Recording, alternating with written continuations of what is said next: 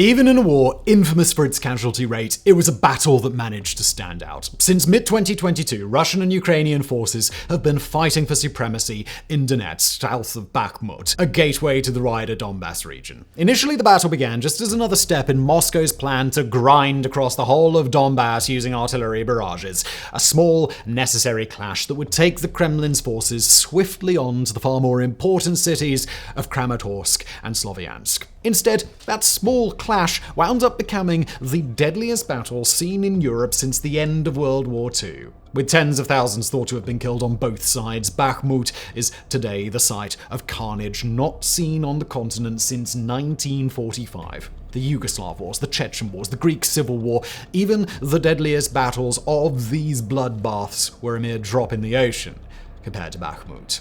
And that raises a vital question. How did this happen? How did a small city known for its vineyards become the Ukraine war's worst kill zone? Well, in today's video, we're analysing the Bakhmut meat grinder and uncovering the secrets behind its apocalyptic death toll.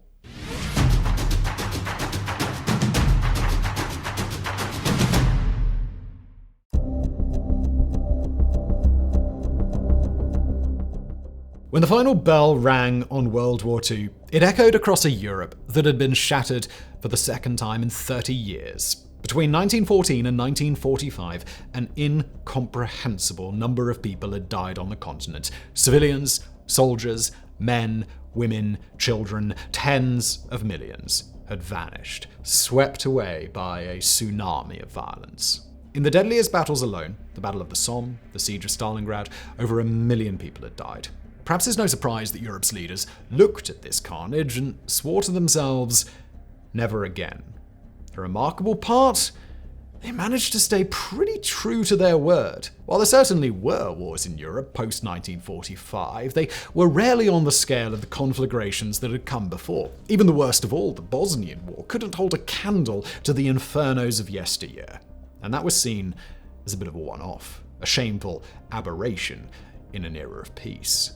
But then came the Ukraine war. When Vladimir Putin launched his full-scale invasion on February the 24th, 2022, he wasn't just ending an age of relative peace, nor was he simply triggering a geopolitical earthquake.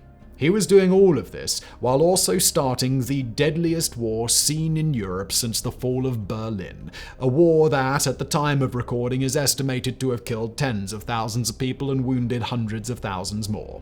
Nowhere has the scale of bloodshed been more evident than around the Donbass city of Bakhmut. Because reliable death tolls are impossible to come by, there's a lot of debate over how awful Bakhmut's grinding trench warfare and artillery duels have been. But you only need to glance at the estimates to know that awful is the appropriate word here. Back in March 2023, for example, the BBC reported on Western estimates of between 20 and 30,000 Russian troops killed and wounded around the city. A month later, Reuters spoke with American officials who suggested that Russia and Wagner mercenaries fighting on Moscow's side had suffered tens of thousands killed. On the other side, estimates are similarly vast. Russian Defense Minister Sergei Shoigu has boasted of killing 11,000 Ukrainian troops in a single month. More realistically, a Russian-installed official claimed between 15 and 20,000 Ukrainian deaths around Bakhmut from fall 2022 to spring of 2023. These are vast numbers. Not on the scale of the Somme, but far bigger than any single military action undertaken in Europe in the last 78 years. For comparison, the deadliest battle of the Yugoslav Wars, the Siege of Sarajevo, killed less than 15,000 over 4 years. Certainly, it's still horrific, but it's not close to Bakhmut's appalling toll. Even within the mayhem of the Ukraine war, the only other battle estimated to have come close is the Siege of Mariupol, which may have ended 25,000 lives. Yet Mariupol fell over a year ago. At the time of recording, fighting continues around Bakhmut. If anything, it might actually be getting worse. In March, NATO was estimating up to 1,500 casualties a day on the Russian side alone. Toward the end of April, White House National Security spokesman John Kirby estimated 20,000 Russian deaths across the entire front between December and April 2023, with a full half of those coming from Wagner units in Bakhmut. As for civilian deaths, it's impossible to say. Both Moscow and Kiev tightly control information coming out of the ruined city, and the fighting is simply too fierce for anyone to do an objective appraisal. All we can say is that the pre-war population of 70,000 is today thought to have been reduced to between 2,000 and 3,000. While the majority of those will have fled, there's no doubt that civilian bodies lie amongst the ruins. Our task today, though, isn't to give an accurate count of the deaths in Bakhmut, for the simple reason doing so is beyond the scope of even dedicated organizations. Counting casualties is a huge technical feat. For one thing, ranged weapons like artillery can leave so many buried under the rubble that spotting drones can't make an accurate count. For another, many of those dying around Bakhmut are prisoners recruited by Wagner, prisoners who are buried in secret and whose deaths are rarely reported to authorities or family members. Ambiguities aside though, most analysts agree that Bakhmut's casualty rate has been enormous. So, the point of this video is to figure out why, to figure out what led a battle, once seen as relatively unimportant, to claim so many lives. And the answer lies not just in tactics and weaponry used, although we'll certainly come to that, but also in something more abstract. How Bakhmut became a symbol of everything Kyiv and Moscow were fighting for.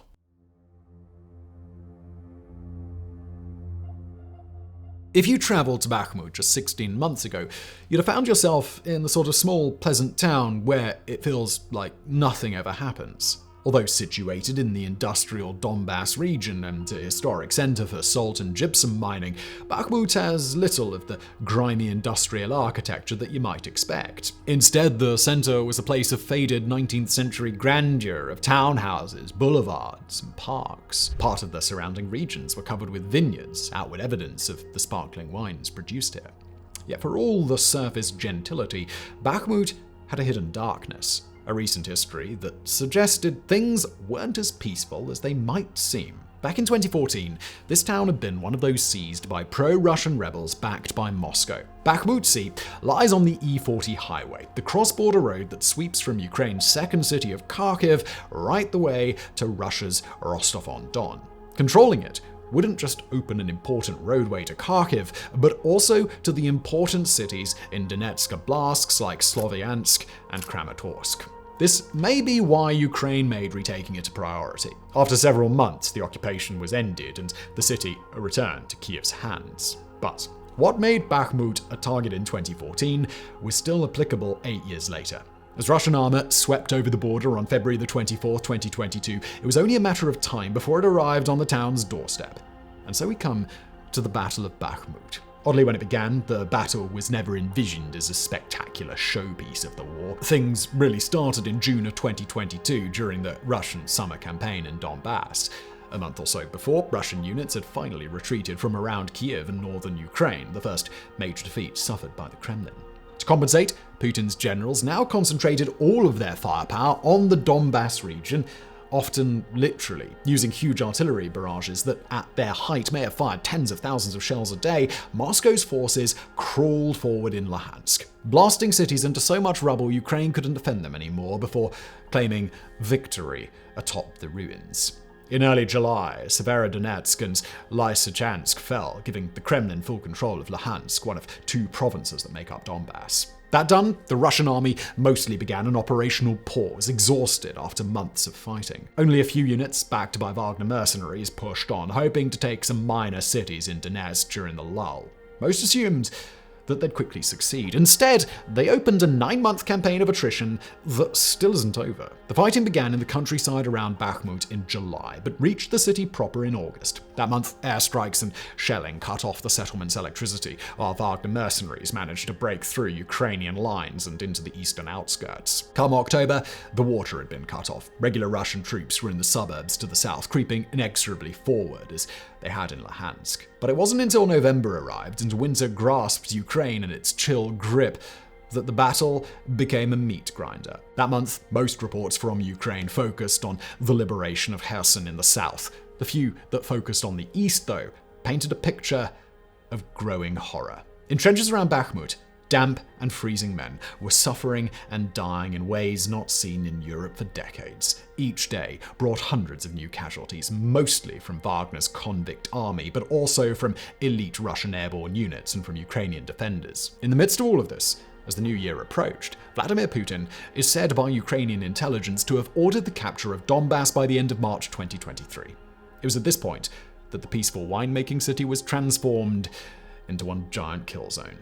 Since 2023 began, Bakhmut has seen Russian and Wagner troops slowly grind forwards under withering fire, creeping across the city even as a deadly rain of lead obliterates thousands. At the same time, Russian artillery has systematically demolished entire blocks. There are credible reports of whole buildings being leveled just to kill a single sniper. Most military experts agree the fighting has grown out of all proportion to Bakhmut's limited value. Had either side given up long ago and left the city, it would not have changed the overall course of the war in any meaningful way.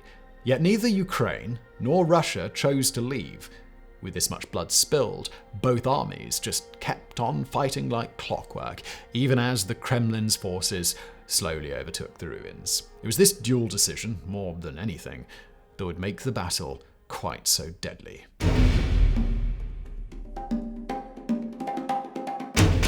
So, to begin properly analysing the Bakhmut death toll, we need to first get our heads around the thinking behind it, to understand why both militaries chose to commit so many forces to a zone they knew was a nightmare. Because make no mistake, it was a choice. One officials in Kiev made for different reasons than Putin and his generals, but one that still required an active decision. To illustrate, let's quickly build a little more on our claim from the last chapter that Bakhmut is of little military significance. From the Ukrainian perspective, it's true that Bakhmut sits on an important highway leading into the Donbass, but it's equally true that the rest of Donbass is filled with other fortified cities Kiev's forces could easily retreat to. Just a few kilometers west, Chasiv Yar is both well defended and also on a hilltop, which would give the Ukrainian military an advantage over attacking Russians. Were Bakhmut to fall, it's unlikely Moscow's forces would be able to repeat the whole ordeal to take Chasiv Yar. And even if they did, Ukraine could easily retreat to the even more heavily fortified cities of Kramatorsk and Sloviansk. In fact, Ukraine would gain an advantage from retreating, since the territory of battle would benefit them in any of these three cities. So it's not like abandoning Bakhmut would collapse Kiev's lines. From the Russian perspective too, Bakhmut shouldn't be worth the blood spilled. When the assault on the town began in the summer last year, taking it would have allowed the Kremlin to link its forces up with those in Izium and Lyman, opening a new angle of attack into Donetsk. But then came September's Kharkiv counteroffensive. Remember it? When Ukrainian forces swept across some 8,000 square kilometers in a matter of days, liberating city after city, cities that included Izium and Lyman. As analyst Michael Kaufman noted, having lost Izium and Lyman, Russia has no supporting axis of attack in Donetsk from the north. Hence, gaining Bakhmut, in my view, offers opportunities for Russia that they're not positioned to exploit. The quote ends. The most obvious way to explain the ongoing fight, therefore, would seem to be sunk cost fallacy. The idea that because so many have died, neither side can now give up, lest all those deaths turn out to be in vain. Honestly, there's probably something to this, but it would be incorrect to assume both Kiev and Moscow are simply pushing on for psychological reasons. At least it would be incomplete. Because at various points, it's been possible to make out a kind of method to the madness. On the Ukrainian side, that method has included some of the most favorable kill ratios in the entire war. From late 2022 to early spring of 2023, the number of Russian attackers dying for each Ukrainian defender killed was spectacularly lopsided. By NATO estimates, that ratio was as high as 5-1 in Ukraine's favor. By Kiev's estimates, it was a staggering 7-1. With the rate of attrition so favoring Ukraine, it made sense to hold on to Bakhmut as a way of grinding down Russia's manpower. As late as March the 11th, the UK's MOD was briefing that the front line in the town was a, quote, killing zone for Wagner units. The flip side to this, though, is that most Wagner units are not of particularly high military value. When we talk of thousands of Wagner deaths, what we're mostly talking about is the deaths of thousands of convicts recruited by the group and sent into battle with little training. And while it's militarily useful for Ukraine to eliminate these fighters, it stops being useful when the price of that is experienced Ukrainian troops being killed, even at a favourable ratio. As Emeritus Professor of War Studies at King's College London, Lawrence Freedman, put it, the trade did not look so good when experienced fighters were lost in return for Russian expendables. Kiev's backers recognized this. According to the classified documents leaked on Discord, Washington was pressuring the Ukrainians to abandon Bakhmut for months. The fact they didn't suggests other factors were at play, one of which may have been lingering memories of Severodonetsk and Lysychansk. The Russian victory in those two shattered cities in summer of 2022 was like a pair of mini Bakhmuts. In both cases, Kiev's forces stayed and fought well beyond the point where most considered it to be worthwhile. The result? Russia's army was exhausted once taking them. So exhausted they effectively had to stop advancing, in turn giving Ukraine breathing space to wait for Western weapons deliveries. Western weapons that then played a key role in the campaign to liberate Kherson. For some of Ukraine's backers, this is exactly what we're seeing play out in Bakhmut now, a delaying fight that pins Russian forces while Kiev waits for weapons to arrive and trains its troops to use them. A professor of strategic studies, Phillips Payson O'Brien, explained in a recent Atlantic article, quote, "The plan has been to use the benefits of being on the defensive to accumulate and train forces for the counteroffensive." Now, all of this isn't to say that there isn't some symbolic thinking and obstinacy going on in Kiev. President Volodymyr Zelensky has repeatedly invoked Fortress Bakhmut as an icon of Ukraine's will to resist. His generals have vowed to hold it, even as their own soldiers have posted videos from the battle, begging to pull back to Chasiv Yar. But understanding this thinking is key to understanding how the battle has dragged on for so long, itself a huge reason why it's become so deadly. Not that it's only Ukraine's deeper thinking that we need to reckon with here. It's time to take a quick look at the strategic calculations being made by the other side.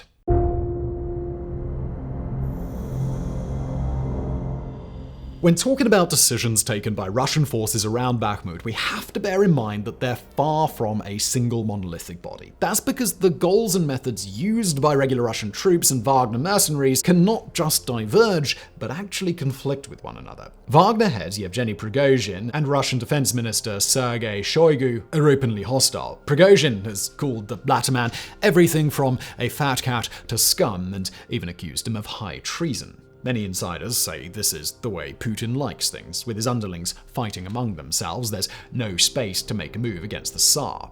But what's good for Putin isn't necessarily good for those fighting on his orders. Perhaps nowhere is this clearer than in Bakhmut, where some have argued that the actual battle is masking a deeper political battle between Shoigu and Prigozhin for influence. We mentioned earlier how it's thought Putin personally ordered the capture of Donbass by March of 2023. Well, that order to Shoigu came after Prigozhin failed on a pledge to deliver Bakhmut by the end of 2022. Since then, the two men have been rising and falling in Putin's favor as the tides of battle have washed in and out. Prigozhin was the golden boy before Christmas, only to see Shoigu ascend in January. For his part, Shoigu watched his own star fall as the March deadline swept by. This pressure on the two men has translated into a desperate need for a victory they can sell to Putin. Hence Russia's spring offensive being characterized by huge sacrifices for tiny scraps of land. Hence Wagner's human wave tactics around Bakhmut, tactics that we'll discuss more in the next chapter. Yet the competition may be even darker than a simple game to see who can impress the boss. There's every chance the two are actively seeking to destroy one another's armies. Prigozhin himself has hinted at this. Back in February, he darkly intimated that ammunition shortages were intentional. And nor was he the only one. In a March update, the Institute for the Study of War assessed the situation by saying the Russian MOD, specifically Russian Defense Minister Sergei Shoigu, and the Chief of the Russian General Staff, General Valery Gerasimov, is likely seizing the opportunity to deliberately expend both elite and convict Wagner forces in Bakhmut in an attempt to weaken Prigozhin and derail his ambitions for greater influence in the Kremlin. In other words, one reason Bakhmut has been a meat grinder is because Shoigu wants to feed as many Wagnerites in as possible to eliminate a rival's power base. It's a breathtakingly cynical thought. The idea that the head of the Russian MOD is deliberately facilitating the deaths of tens of thousands of Russians simply to knock Prigozhin down a few pegs. Or as Black Sabbath put it in their song War Pigs, Shoigu is making war just for fun, treating people like pawns in chess. Yeah, I know this is one of my serious channels where we don't usually pop in cultural references, but calling Shoigu and Prigozhin war pigs is just about the only sensible reaction to such a dark theory. Conjuring as it does the image of these two oligarchs with their snouts firmly jammed in the trough that's built from the bones of fallen soldiers. And make no mistake, while Shoigu may have engineered scores of Wagner deaths, Prigozhin is hardly an honorable commander. On May the 14th, 2023, the Washington Post published information from the Discord leaks that suggested Prigozhin had contacted Ukrainian high command, offering to reveal secret Russian positions in exchange for Kiev abandoning Bakhmut. Secret positions the Ukrainians could have then shelled, killing hundreds of regular Russian soldiers. After all that, then, we've got a reasonable outline of the thinking on both sides, as far as we're able to glean from the publicly available information, that is. The motivations that spurred each army to keep fighting in Bakhmut, even as the death toll skyrocketed. Yet it's not just longevity that's responsible for this battle's horrific casualty rate. There are also local-level tactical decisions, as well as the types of weapons used, tactics and weapons that all but guaranteed a slaughter.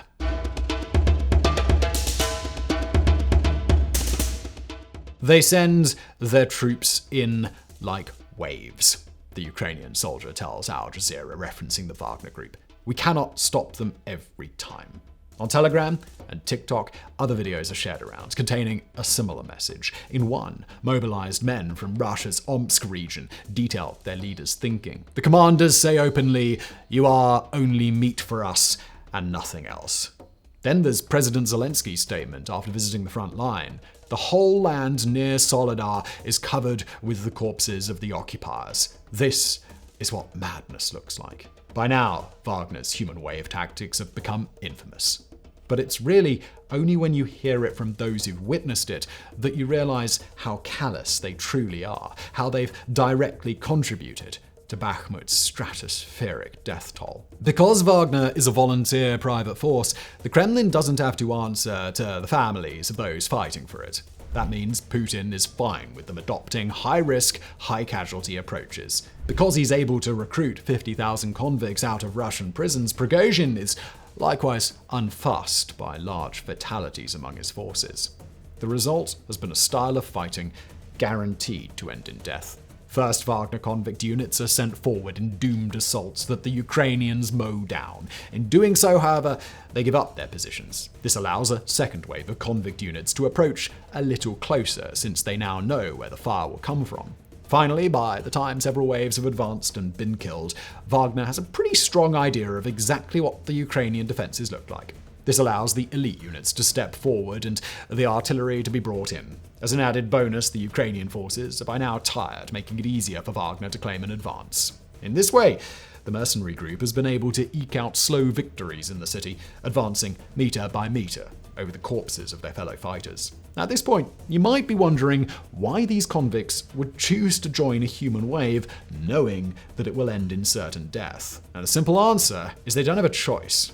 Ukrainian commanders have reported the existence of so-called anti-retreat units, soldiers whose sole job is to kill any on their own side who try to flee the battle. Go looking in the darker corners of social media, and you'll find videos of Russian soldiers shelling their own guys for trying to escape a kill zone. It's a tactic made notorious by the Red Army during World War II. Today, it's been largely responsible for Wagner's vast losses around Bakhmut. Yet human waves aren't the sole reason the fighting around the town has been so deadly. There are other deliberate choices leaders have taken that sharply ups the casualty rate. One such choice is Russia's ongoing use of dense artillery barrages to annihilate whole landscapes. You may recall how, in the opening hours of the full-scale invasion, Moscow pledged not to target civilians, how Russian generals boasted that their missiles were only hitting military targets. If that was ever true, let's face it, it wasn't. It changed the moment Ukraine started fighting back. First in the siege of Mariupol, and later in the Battle of Donbass, Russia adopted a tactic of approaching a city, leveling it with artillery until not a single building remained standing, then claiming victory over the smoking ruins. The point of this was that it deprived Ukrainian troops of places to hide and eliminated the need for grueling urban combat. The flip side, though, is that it killed any civilians who remained. And the civilian death toll in Bakhmut is currently unknown. But harrowing stories have emerged of those who suffered through artillery barrages, of random death and attacks that wiped out whole families. For Ukraine's troops, this constant rain of shells has also been a nightmare. Unable to keep up with Russian fire rates, Kiev's forces have suffered far higher casualties than would otherwise be the case, especially after Russia captured the high ground around Bakhmut in spring of 2023. On a similar note, there's Russia's alleged use of white phosphorus. A smoke-producing weapon that's legal for camouflaging, white phosphorus is also a highly dangerous chemical that burns at 800 Celsius and sticks to skin, resulting in a horrific death. Although its use against enemy combatants is prescribed, videos emerged this May of Russian forces blanketing Bakhmut in white phosphorus, engulfing the downtown in a sea of fire. While we have no confirmation of the numbers of those killed in this attack, it speaks to how willing the Kremlin's forces have been to accept mass death among civilians, among Ukrainians, and among their own men in the fight for this small Donbass town. At the time of recording, it's a fight that's still going on. As we're making this video, a new twist had just come in the Battle of Bakhmut. After months of being pushed slowly back, Ukrainian forces counterattacked, reclaiming several kilometers of territory. By the time this video goes live, you'll be in a much better position than we are to know how that went. If it presaged a wider breakthrough in the city that would see Russia pushed back and Wagner surrounded, or just another small shift in a battle defined by crawling, marginal gains. Either way, it's fair to say that Bakhmut will see many, many more bodies before the fighting ends for good, because make no mistake, this has been a fight that will go down in European history, a name that will become as synonymous with slaughter as that of the Somme. For the first time since 1945, two nation-state armies in Europe are throwing everything they can at one small section of a vast front line, battling for supremacy with a bloody mindedness almost beyond imagination. Will this turn out to have been the right call? Well, maybe. It's entirely possible a large Ukrainian breakthrough here will crater Russian morale. Equally, it's possible that pinning Russia's forces here will be the key to Kiev's counteroffensive. But even if it ends in Ukrainian victory, we should never forget the carnage that was unleashed here, the tens of thousands of young lives lost in a hell beyond comprehension.